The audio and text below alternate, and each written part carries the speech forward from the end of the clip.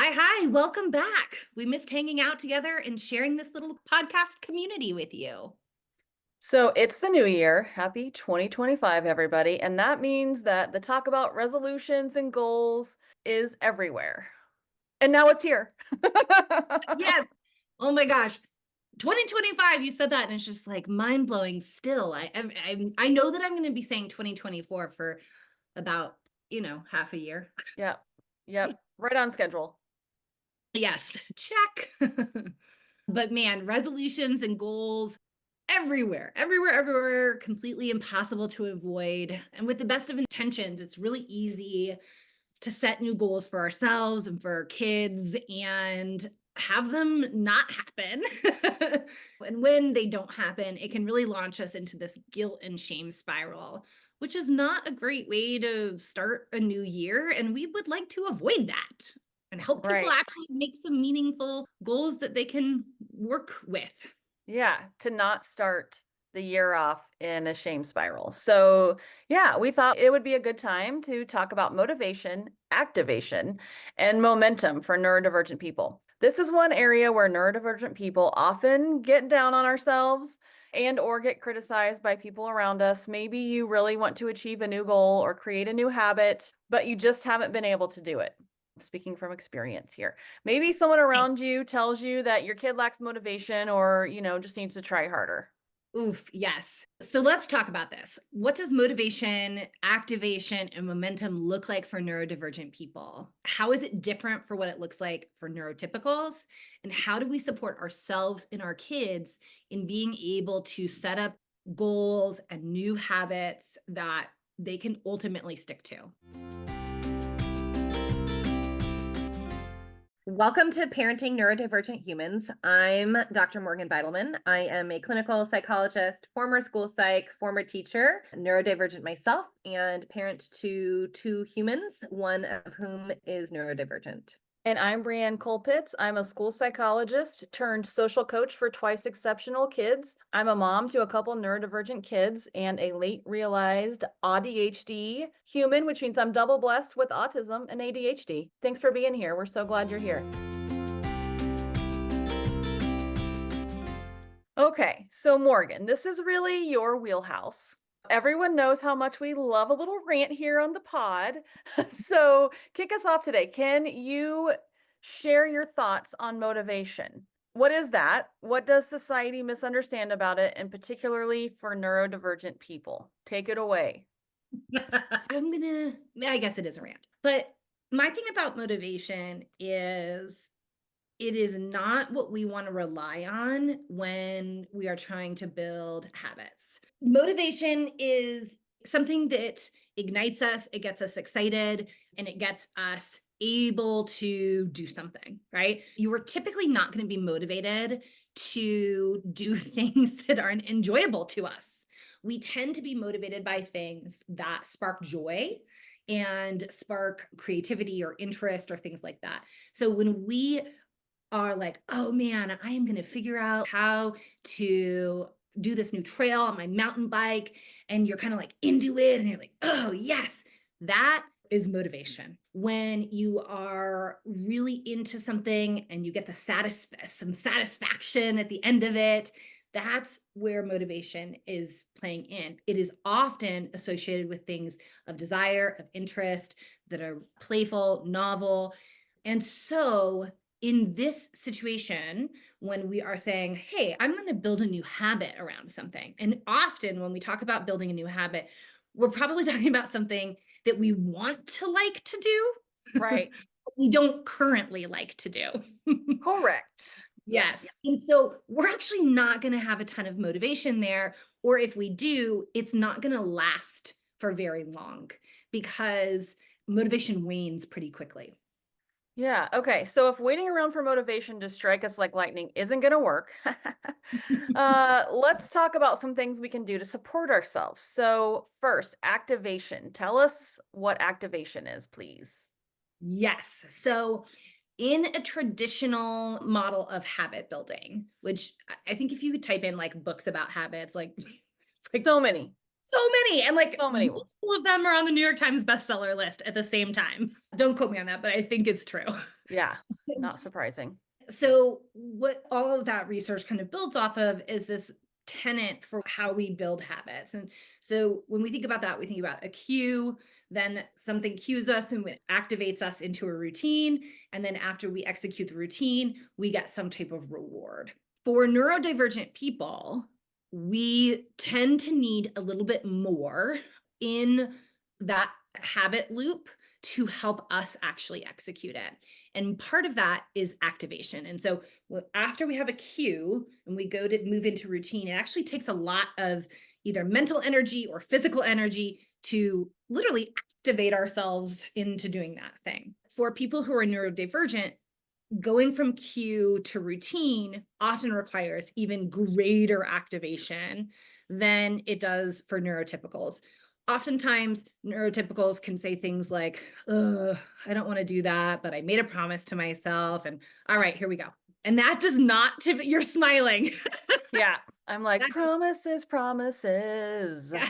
Yeah, Yes, that does not typically work for neurodivergent people or does not work consistently for them. And this does not mean that they don't have will. They want to do the thing. right. And oftentimes they have the skill. It's this additional activation and this internal struggle that can make activation super challenging for them. Yeah, that internal struggle is real. Man, I've grown up hearing, don't be a talker, be a doer, like this like mantra. And also caring a lot about integrity and self-integrity. And that can really bring up the shame cycle when you're like promising to yourself or you're like really trying to get yourself to do the thing that you know you can do, that you want to do, and yet there's still that hurdle of doing it. And so I feel like I've landed in many shame cycles being like, "Oh, I said I was going to do this and then oh, I broke my promise to myself and it feels yucky." I don't Right. like it. No, I don't like it either. And then if you're anything like me, part of that shame spiral, then you start to say, like, what is wrong with me? Why can't I just blank, like whatever it Right. is? Yeah. Yeah. Yep. Yeah. So one of the things that we want to do for that is to decrease the level of activation that it takes to do something. Sometimes I'll say, like, grease the wheels. We want Yeah. to make it Okay. easier to go from the cue into this new habit that's being executed. So, for example, I was trying to increase B vitamins, it doesn't matter which vitamins, but basically there was like a couple of different vitamins that I was trying to increase in my diet. And I put them by the coffee. And I was like, great, because that's a routine I'm highly motivated around. I have zero difficulty executing the coffee routine. Right. Yeah. And so I had put the vitamins next to the coffee as a cue to then trigger the routine. I realized that I wouldn't take all of them because there was like 3 different bottles. And so the level of activation, I had the cue there, but the level of activation needed, meaning I have to open 3 bottles and get the right amount out. And then by the time I've done all 3 of that, sometimes I've been distracted in the process and I'm like, did I open and close that one? Did I already take it? Like, I don't even know. And I'm either overdosing on vitamin B or I'm not getting any. Like, I have no idea. Like, right? Why is my pee so yellow? That's weird. Right? So for me, the activation there was too great. So I needed to do something to grease the wheels.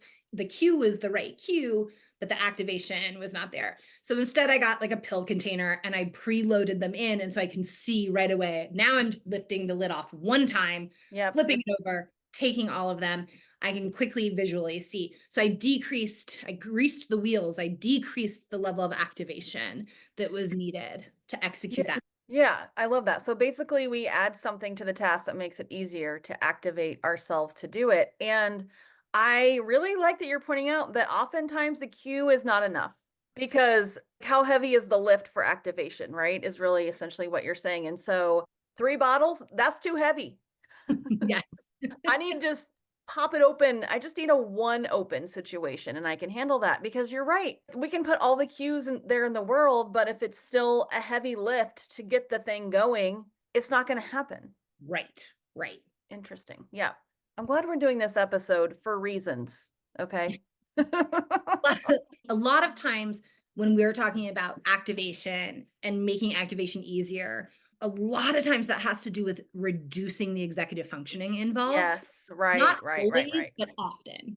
And I was telling you about I have a 95-pound dog and then I have like a 12-pound dog, and the 12-pound dog is actually harder to manage than the 95-pound dog.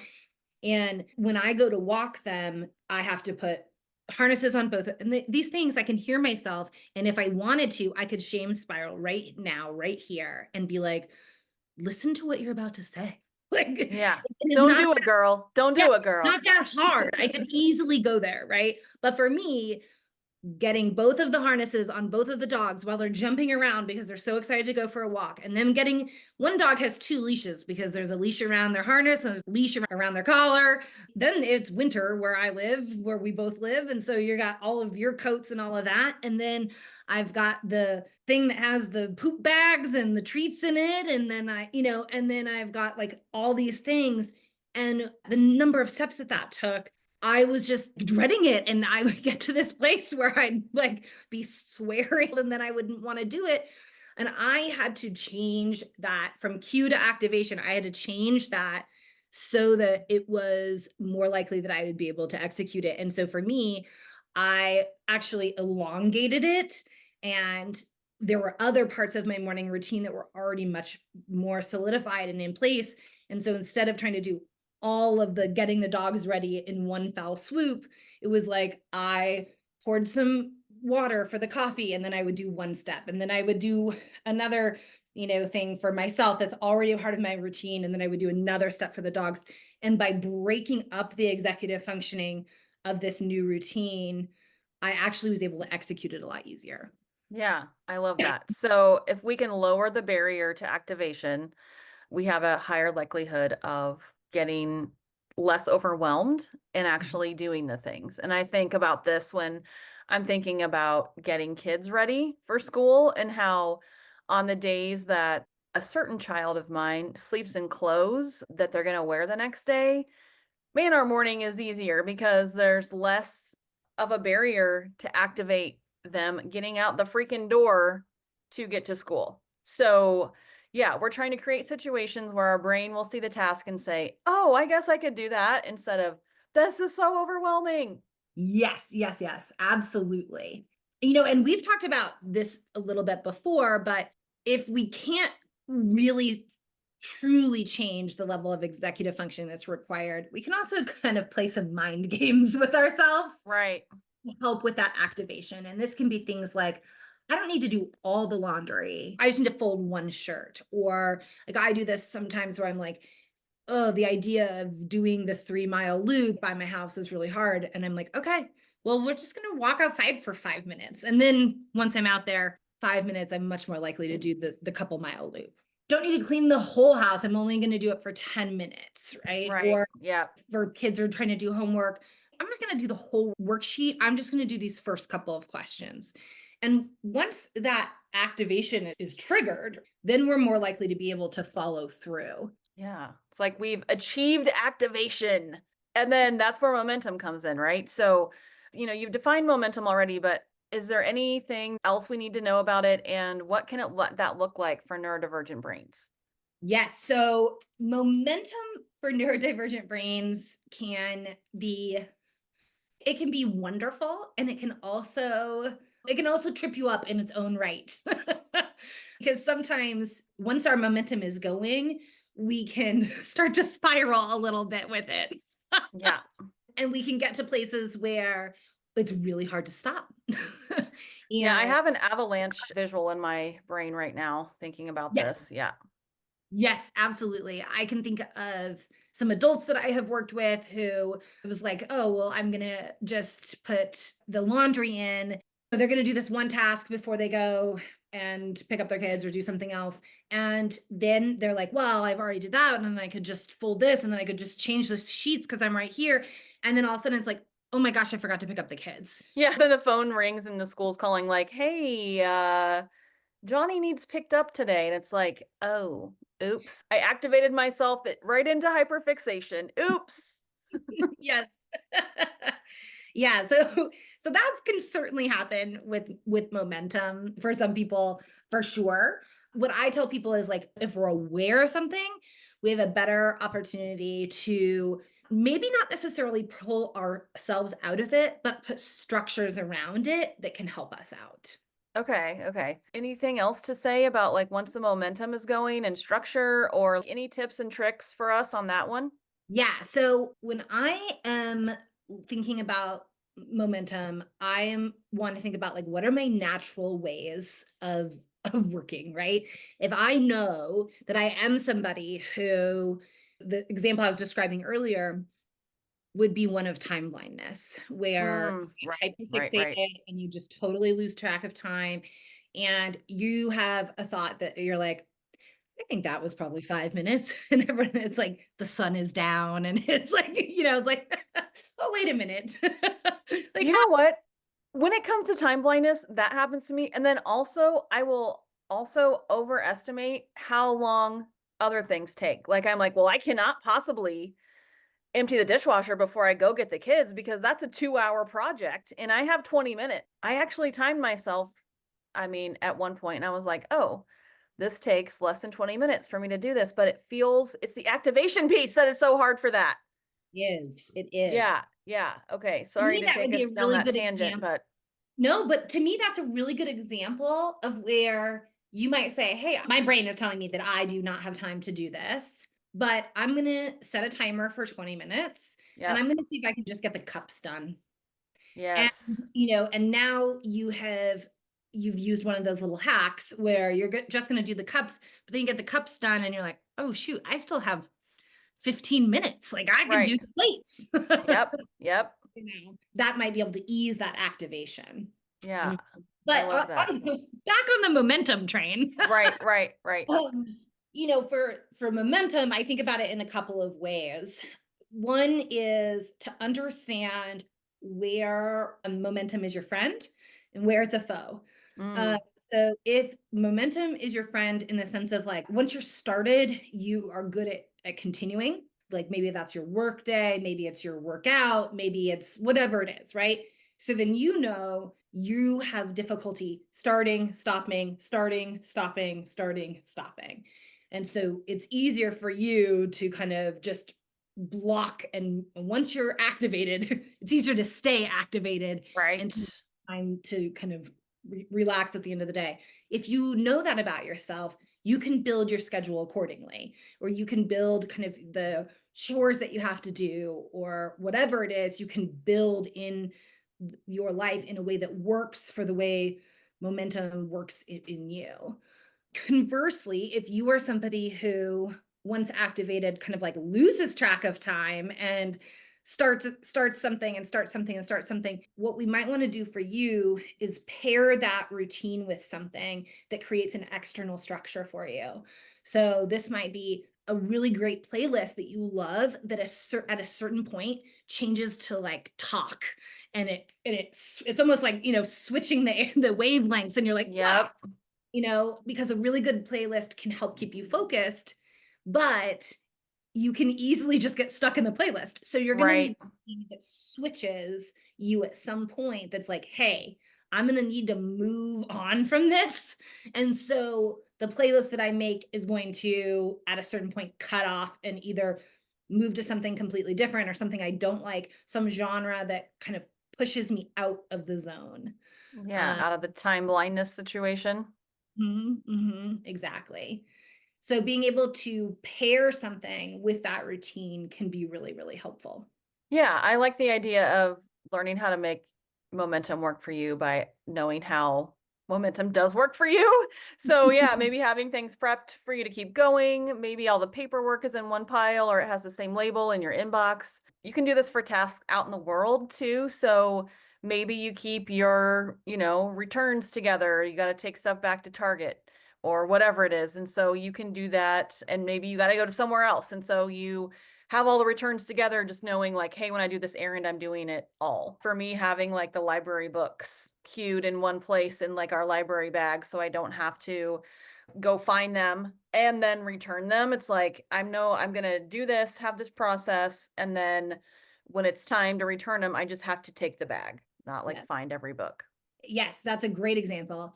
I'm somebody who I have a hard time activating, but once I'm activated, I can keep going. And so that momentum is there for me. And I do this thing where I review my values every year and then I color code them and then I build them into my calendar so that I can see that I'm living my values. And I was doing that and I had this value of giving back and like volunteering in a space that's kind of outside of my professional realm. And so I was like, hey, I haven't really done that in a long time. And I'm feeling like this is a value that I really want to bring back into my life in this next year. So I was thinking about it and I realized that kind of like on Saturdays, I'm kind of slothy. Yeah. I told myself that that was really great, that I needed that downtime, and everybody does need downtime. But when I was reflecting on it, I didn't feel better after. I felt, Mm, and I think it's because it wasn't actually relaxing. It wasn't actually self care. It was kind of like flipping into this kind of other kind of like melancholy thing, right? right. And so I booked myself to volunteer every Saturday mid morning, so I got to sleep in a little bit. I still, I Right. think I have a good sleep in, but I didn't like waste my whole day. All right. Yes. So Yes. once I volunteered in the middle of the day, then I would be far more likely to do other things I enjoyed doing. Right. I'm like, oh, maybe I'll go to the museum afterwards. Or maybe I'll do this or that. And otherwise, what would happen was I would have all these great plans of what I wanted to do on Saturday that really would be bucket filling, that would pour into myself and help me be ready for my work week. But the activation was too great and I would never do it. Yep. So I This used makes sense. volunteering to get my activation and then I could roll from there. Yeah. Smart. Okay. So let's see. Bird walked us. Sorry. Let me get us back on track. So we've talked about this before, but maybe kitchen habits, thinking about feeding people, and like it turns out we have to keep doing that a lot. So that takes Often. I So know often. it takes a lot of space in the old brain. So like thinking about the kitchen, maybe it's hard to make dinner, but once you're doing it, it's not so bad. And so you make a little extra and then you have your lunch for the next day, or you have leftovers, or another, thing for the freezer. So now that's 2 days. You don't have to create anything new. You just have to heat it up. So, yeah, thinking about how you can use your momentum to your benefit and like Mhm. reflecting on that a little bit. I'm going to spend some time after this, I think, just thinking more about how momentum does work for me. It's a really powerful thing to explore. And the thing that I have found is that we tend to behave in a pretty consistent way. So when you figure it out, it is likely that the way that motivation and activation work for you are relatively consistent across whatever the settings are. Yeah, here's hoping. Yeah. Yeah. So that was a lot, but basically, motivation is not going to strike you for a non-preferred activity, non-preferred task. So you can't just wait around forever for it. Instead, you can find ways to activate yourself that work for your brain and your preferences. Once you get going, use momentum to knock more things off your list. Yes. And if you are wanting more support around creating new habits that stick for neurodivergent people, I'm releasing two free classes later this week. One will be focused on creating habits for yourself if you're neurodivergent. The other will be focused on supporting habit formation in neurodivergent kids. So I'll go through in detail why the process of creating a new habit looks a little bit different for neurodivergent people, how we can tweak that process and make it a better fit for our neurodivergent brains. I'll also walk you through a worksheet that I've created that is also free and will leave you kind of with this detailed plan to create a new habit in your life. We'll put a link in the show notes for you to sign up if you're interested in That sounds super helpful. Go ahead and sign me up. that. Well, thank you for listening. We'll be back next week to talk about the assets and gifts of neurodivergence. Make sure to subscribe so you don't miss it. And if we are a good fit for you, join our communities. We would love to have you. You can find us on Instagram. Dr. Morgan is at Dr. Morgan Beidelman, and Brienne is at It's Brienne Colpitz. As always, if you have a question or a topic that you want us to cover, send us a note. You can message us on Instagram or use the Google form in the show notes. We are busy planning for this new season, so it's a great time to submit your questions. We love when we get to do episodes that are directly related to things that you've asked about. Yeah, and if you're loving the podcast, it's so helpful to leave a review, throw some words in there, give us 5 stars. That helps the pod get pushed out to other people, and we are just so grateful for that. And also, I want to give a shout out to our producer and editor, Erica Carpenter. This episode, she had a little magic in there, as usual. Thanks, Erica. Thanks for joining. See you next week. Bye. Where are we at? What do we need to do? What's happening? What's going on? Just a quick disclosure, this podcast is for educational purposes only. It does not constitute a psychological client relationship and should not be used in place of expert evaluation or therapy. I'm feeling like, I don't know, like I don't know anything all of a sudden. Could also be because I'm hungry. Oh, I'm like, what can I put cream cheese on right now?